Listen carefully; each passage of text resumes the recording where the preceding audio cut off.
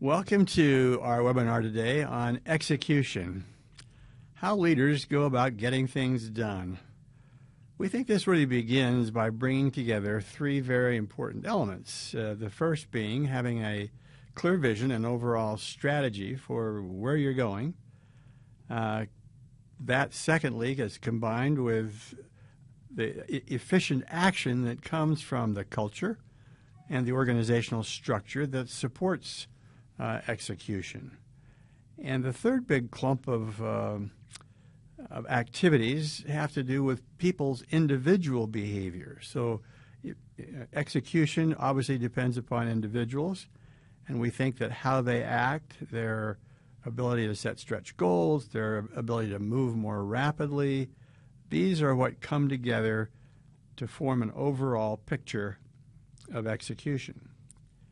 Execution has some objectives. I mean, it's trying to move from things that are in the idea stage or that they're a good theory to having them be actually implemented.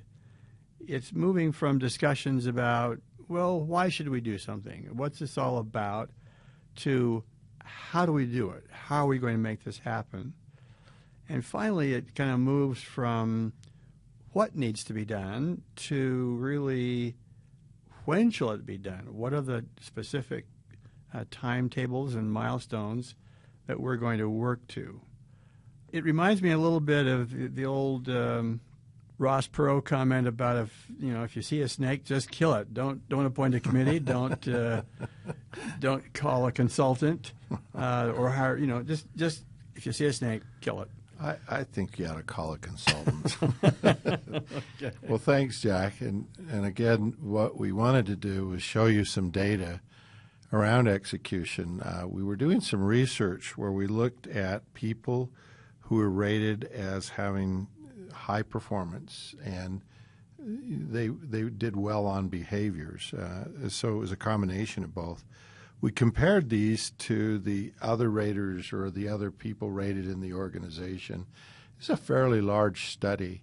And then we looked at the top 10 items showing the largest significant difference between, again, the top-rated managers and the others. And what we found in there were, and you can see in the yellow there, many of the items in those top 10 dealt with this whole issue of execution, about achieving goals and striving for excellence and going above and beyond and does everything possible to achieve goals.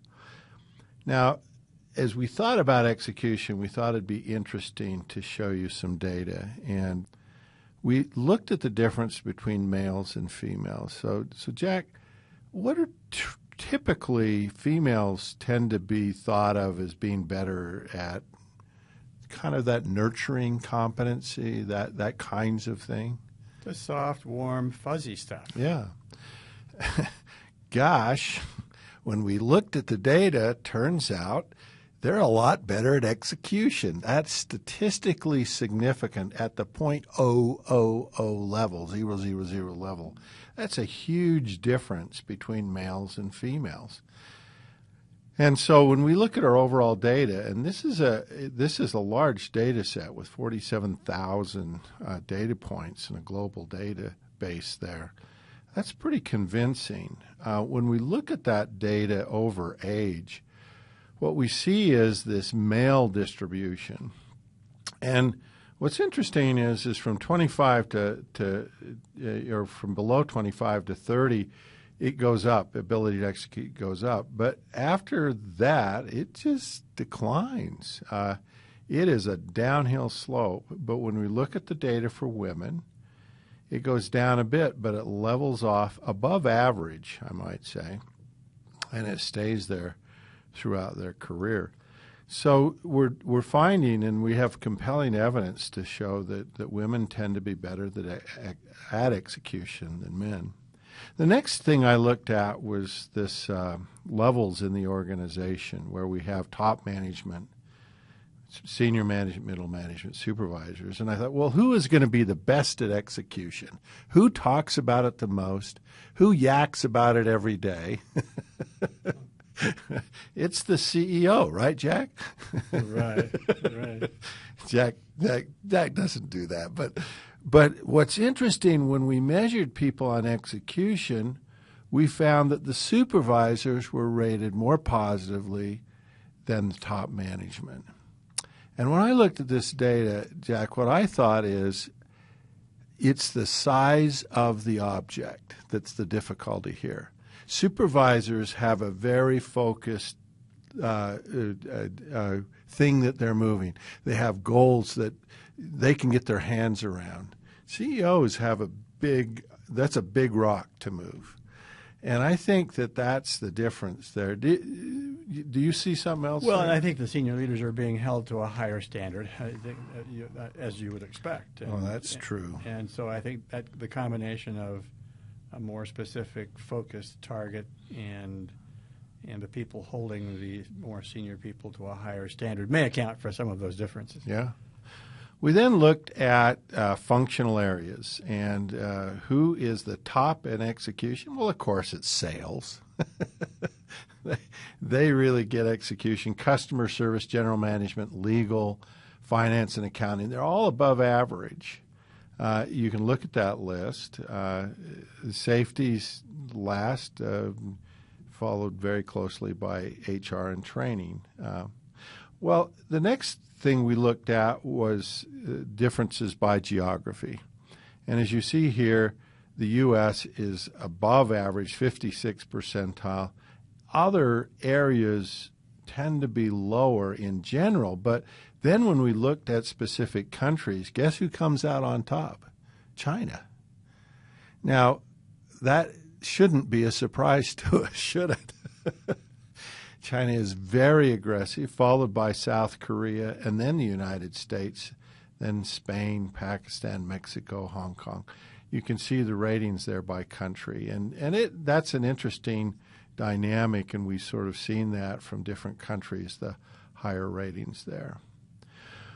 When we looked at execution, and we looked at that compared to 15 other competencies, what we found was the skill level, and this is a study of 76,000 leaders, global study, it was rated as number 4 from the top. It was a skill that is very good. It had a high level of competence. Not the top, but it was number 4.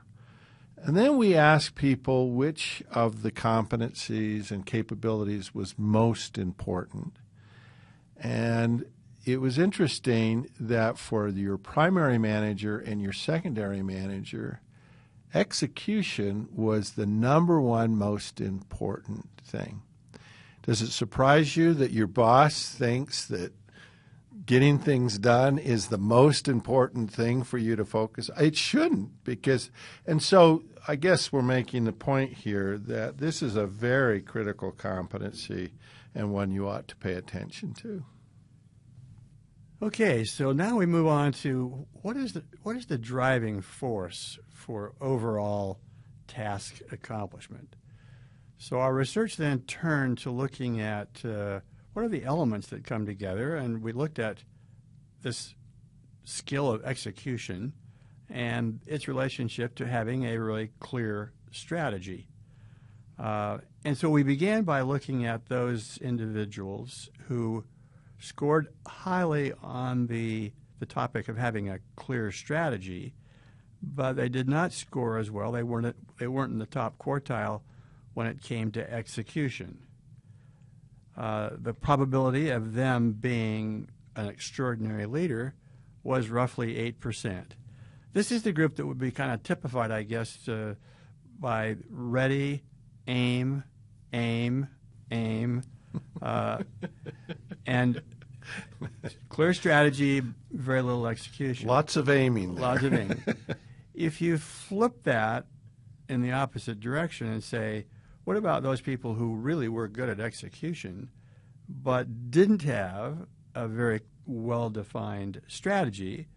The chances of that person being being an extraordinary leader was 3%. So this is the group that you could describe as ready, fire, aim, aim. Oops. Oops. But when you combine those two together, the power of A and B coming together when a person is in the top quartile on both of those, what you see is that the probability of that person being an extraordinary leader is obviously not 11%, but actually is 89%. This combination of ready, aim, fire really produces excellent results. Jack, I love that. And what we're doing is we're tipping our hat here around this whole issue of execution. If you think about, let's say you want to improve your execution and you're not doing very well at it. It's a weakness. Your boss is telling you need to do better. Well,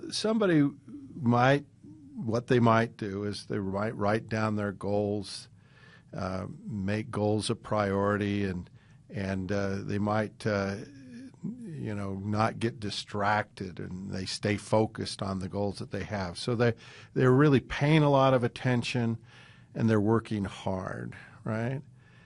But then and we know that, again, there are some people when they come to work, we need to kind of teach them the basics of execution. And that gets you from bad to good. But the question we always ask is, how do you go from good to great? And so let's say that execution is a strength, and use that same kind of logic. Well, okay, so here's how to get better. And, the ideas usually come out, well, just work harder or work faster. Maybe you could sleep at the office. Well, that might work a little bit, but you're going to get burned out, or all your people are going to quit. It doesn't have a long-term effect. And so we ask the question, what do people that are great at execution do to be great? And we looked at thousands of leaders, and we tried to analyze those that were great at execution and what behaviors they engaged in. These behaviors tended to enable execution. They tended to leverage the execution. And it's like the powerful combination slides that Jack showed you. It was the combination of hard work and execution and strategy that really created this powerful combination. In fact, that's one of the elements. So what we found in that research were 14 elements or behaviors that were connected to execution. And we're not going to talk about every one, but we're going to illustrate a bunch of those. Jack, as you look at all those behaviors, you sort of were able to cluster those. How did you do that? Yes, and so what we see here is that these are arranged starting up at that 12 o'clock on the dial in descending order from a statistical point of view. But from a conceptual point of view, it seemed like if you could cluster them into three buckets, they would make a little more sense.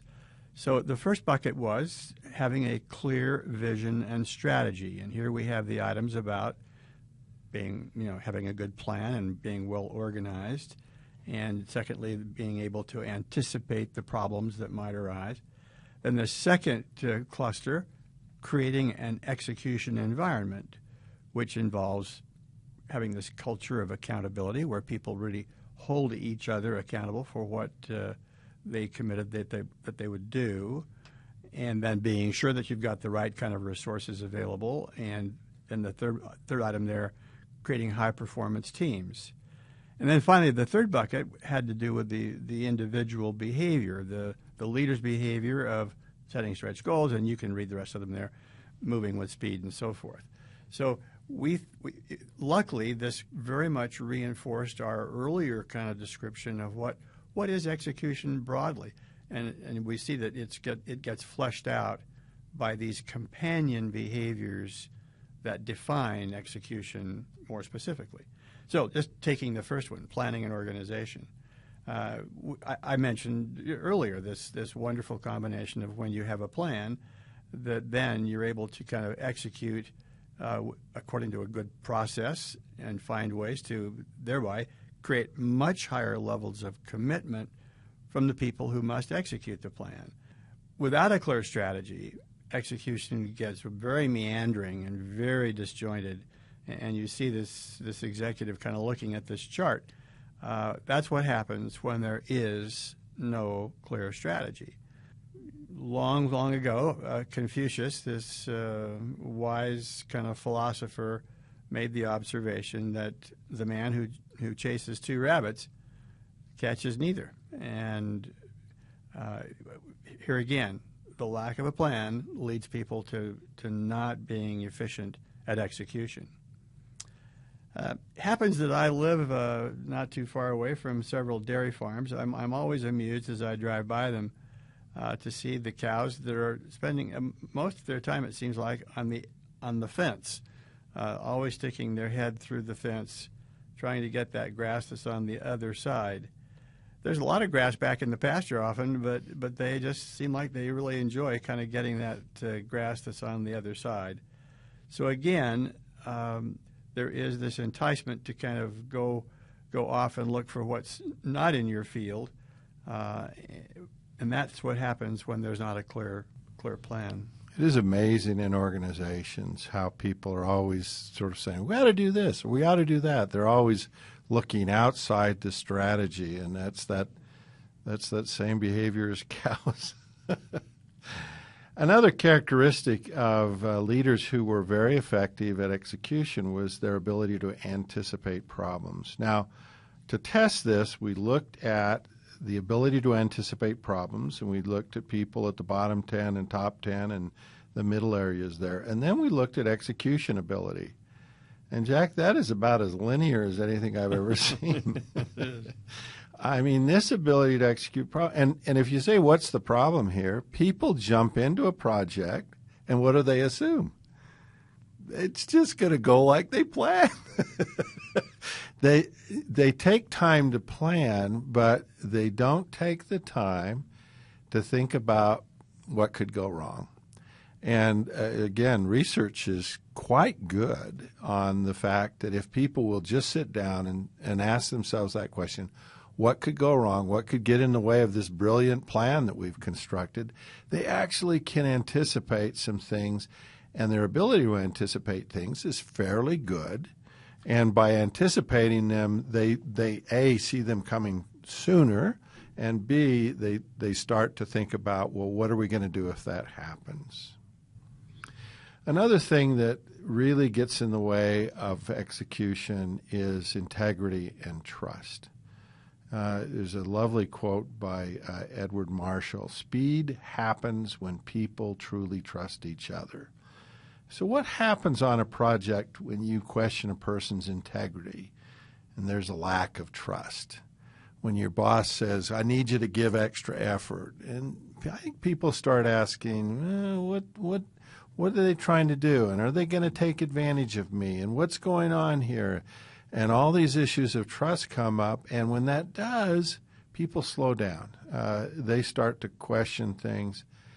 Well, and certainly if you don't trust people, you tend to do a lot more checking and a lot more kind of agonizing over every little decision, because you are suspicious of their motive and you're suspicious of, why are we doing this? So people are afraid to move fast or move quickly because they think, oh, they're going to get me. We, in our research, found there's 3 pillars associated with trust. So the question here is, how could I build trust? The first pillar is positive relationships. We trust people we like. We distrust people we don't like. That's pretty simple. So if you'd like people to trust you more, then try to work on the relationship. All right? The second pillar of trust is knowledge and expertise. We trust people that have insight and knowledge and experience. When we're really Jack and I were trying to figure something out the other day, and he said, I know this guy in Salt Lake that's blah, blah, blah. And I'm like, let's get him here. We don't know this guy from Adam, except he's got a great reputation. And we thought, well, that'd be really helpful to have that. And so, we're willing to kind of pay for this guy to come down because we thought he had insight and knowledge. The third pillar of trust is consistency. if I tell you I'm going to be there at 8 in the morning, I'm there at 8 in the morning. And the inconsistency causes people to lack trust. The consistency builds trust. So those are the three pillars. The next thing we looked at was the speed at which we act. We did an analysis where we were, again, looking at these top performers versus others. We found a huge difference. And then when we looked at the top 20 items and factor analyzed them, we found a factor that really encapsulated what the difference was between the best leaders and the others. And it's these three items, and they all dealt with speed, right? So spots problems early, has the ability to anticipate, respond quickly to problems, quickly recognizes situations where change is needed. Now, one of the things that people who execute do well is they move quickly. And we found that speed is very, very important. And leaders that move faster and have a faster pace are able to be more effective. On our Harvard blog, we even have a little self-assessment called the PACE survey where you can measure your pace. What we did is a study where we looked at a person's ability to execute and their rating on this speed factor. What we found is if you were below the 50th percentile, your execution percentile was the 32nd. But if you went up to the 51st to the 75th, it went up to the 58th percentile. And then the 72nd, 82nd, if you were between the 86th and the 95th.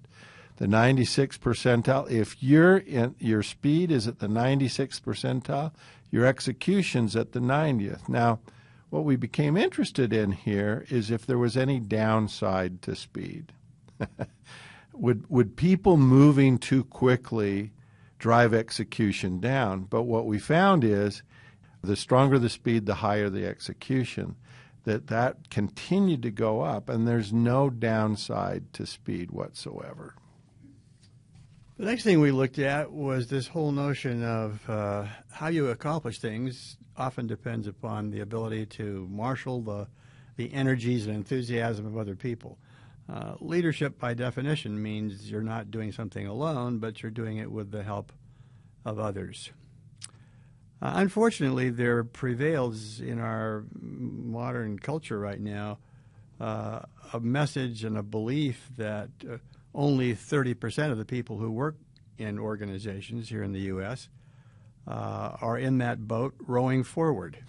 That if there were 10 people who were supposed to be rowing, only 5 of them would not be rowing at all. They'd just be kind of resting on their oars and kind of looking at the seashore or the side of the river.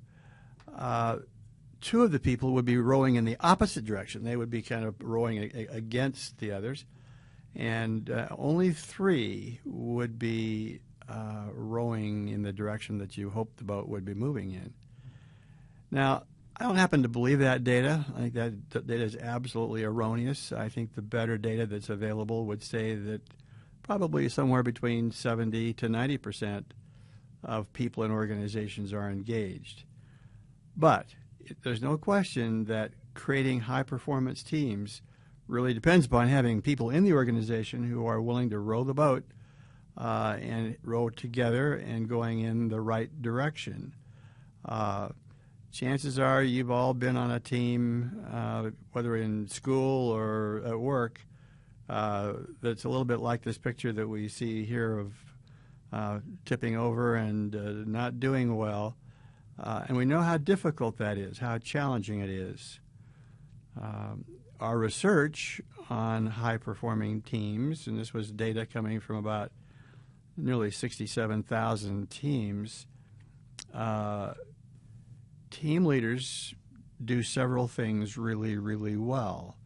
And what creates these high-performance teams are that the team leaders inspire more than they drive. They are very quick to kind of resolve conflicts between the members of the group. They're adept at setting stretch goals. They're very good at communicating. And they are generally well trusted by the other members of the team.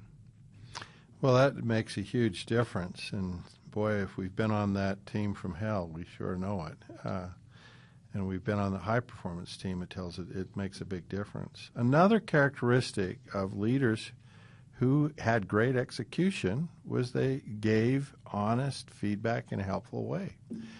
Again, we looked at the data. Here's the data. You can see it there. Bottom 10%, top 10%, middle percentiles there. And as you look at the ability to give feedback and the ability to execute, a linear, very linear process there. If you're really bad at giving feedback, your execution ability is at the 24th percentile. If you're great at giving feedback, it's at 81st. There's a huge difference there. Now, the only thing is about this that might be confusing to some people is we said the ability to give feedback, but what we measured here was giving honest feedback in a helpful way. Jack, there's lots of people that give feedback. Not very helpful. Not very helpful, and people don't think it's honest. So what is interesting about it is that there's a couple of assumptions that people make when they give feedback. First thing they assume, they imagine that they must have to give you feedback because you don't get the problem. You don't understand what's wrong. And when we ask people, when you get feedback, how often do you already know what's wrong before they tell you, and it's about 74%. So if you think people are surprised by your feedback, they're not. You know, 3/4 of the time, they already know what's wrong. You don't need to sort of blast them with it. They already know it. They've discovered it. They're not stupid. So we tend to think, well, they obviously they wouldn't be doing it if they didn't know it. Well, they don't. They know it, but they're not able to change it. The other thing is that there's an assumption, because most people don't like giving feedback. It's a little bit like tearing off that bandage. They want to get it over quickly. So they rip it off. When they sit down with somebody, they just blurt it out, and they say, and it's all, and when you talk about feedback, it's all one way. And what we found is this absolute clear correlation between a leader's ability to listen, take time to really understand, and the perception that it was honest feedback.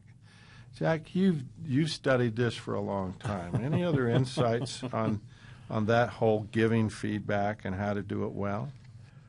Well, we certainly know that there's broadly two kinds of feedback. We've referred to them as redirecting feedback and reinforcing feedback. And it's fascinating how over the past few years there's been this increasing amount of attention and recognition that positive feedback, that recognition to people is a way of really helping to improve execution. And this begins with our friend Ken Blanchard, who wrote the book 1 Minute Manager and talks a lot about catching people doing something right. We know that there's been some wonderful research done by a professor at Stanford, Carol Dweck, on the importance of giving recognition and positive reinforcement, and the right kind of positive reinforcement to young children and adults. This whole pattern of just, can you get people to take more time to say thanks, to be appreciative, to recognize people for what they've done. And then that then earns you the right and the privilege to, on appropriate occasions, sit down and make suggestions to people in a redirecting kind of way that would say, there may be a better way to handle this. There may be something else that you could do that you're not doing right now. Or there may be some things that you ought to kind of consider stopping doing. And that's that wonderful combination of the redirecting and reinforcing kind of feedback. When we studied this, we looked at the ability of a person to recognize and reward others and the execution ability. What we found is that being a little bit better at recognition didn't help. Didn't change that much. Did change. until you were at the 65th percentile. So I guess if there's an admonition about this, it is just sort of tweaking it a little bit. You might as well not even try. If you really want to kind of get the leverage of recognition, you've got to be above average in terms of your recognition. And as I talk to groups, oftentimes I'll say, did anybody here know someone who recognizes others too often? They just over-recognize. And I always get a few hands that come up. So there are people that might do that. But for the most part, for most of us, what's the problem? We don't recognize enough. So that, I think, is the situation. Well, as we close this webinar here, there's a couple of insights here that I'd like to share with you. As you think about execution, there's these push factors. There's these dimensions of accountability and stretch goals and quick to act and anticipating problems. And it's true. When people give me a deadline, my behavior changes. Until they do, I'm sort of like, I'm in la-la land. But as soon as I get a deadline, then it's like, whoa, I go to work. So pushing helps with execution. But most people believe that's it. That is execution. And what we've demonstrated or tried to demonstrate here today is there's also these pull behaviors, these behaviors like integrity and trust, like providing honest feedback, like providing rewards and high-performance teams. There's another third dimension, and that's that direction, that organization and the strategy. And as you think about those three factors or elements, usually we're probably focused on a couple of those and we're leaving one of them out. And when you do, your execution's going to be below the level that you'd like. So good luck with your execution. Your boss will be very happy because, as we said before, it's the number one thing you ought to pay attention to. So thanks so much for listening.